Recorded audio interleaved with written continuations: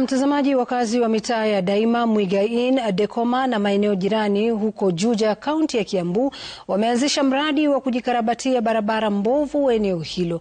Wakazi hao wanasema kwamba wamechanga zaidi ya shilingi milioni 1 za kukarabati barabara ya Kenyatta ambayo imekuwa na mashimo mengi. Kulingana nao, kilio chao kwa serikali kuu na serikali ya kaunti kimepuuzwa kwa miaka mingi hata na viongozi waliowachagua, na sasa wamechukua hatua ya kujijengea barabara hiyo.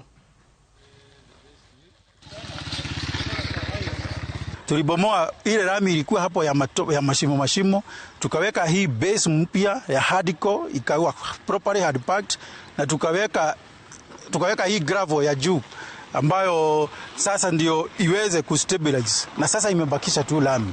Na kwa hivyo sehemu hii yote sisi tunaamini ya kutosha ya kwamba tutafaulu, na hakuna mbunge hata mmoja, hakuna MCA, hakuna kiongozi yote ambaye tumepatia kura mwaka wa 22 ambaye amekuja kutusaidia. Lakini tumepata ahadi tofauti, lakini kwa mpaka saa hii hatujaona msaada wowote. Ni uchungu sana.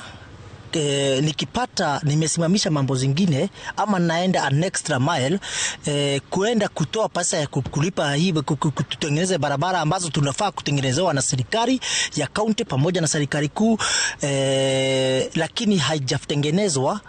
Na saa hiyo kuna fuel levy, kama saa hii juzi tumeona maandamano imekuwa juu ya mafuta, tunaumia. That extra coin kuenda kwa mfuko.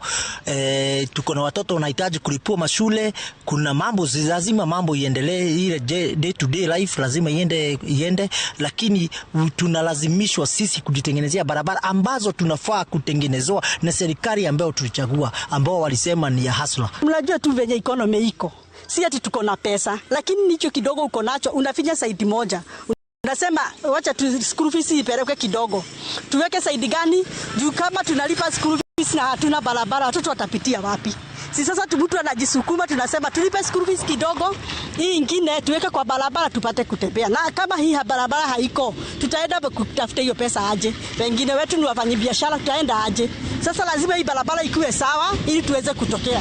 Viongozi wetu tunawaomba muweze kukaribia, sababu tulipiga kura, tumewachagua na ndio mfanye kazi. Lakini saa hii sisi tunatoa pesa kutoka mifuko zetu, watoto wetu hawaendi mashule, ndio tuchage, ndio tupate hiyo pesa.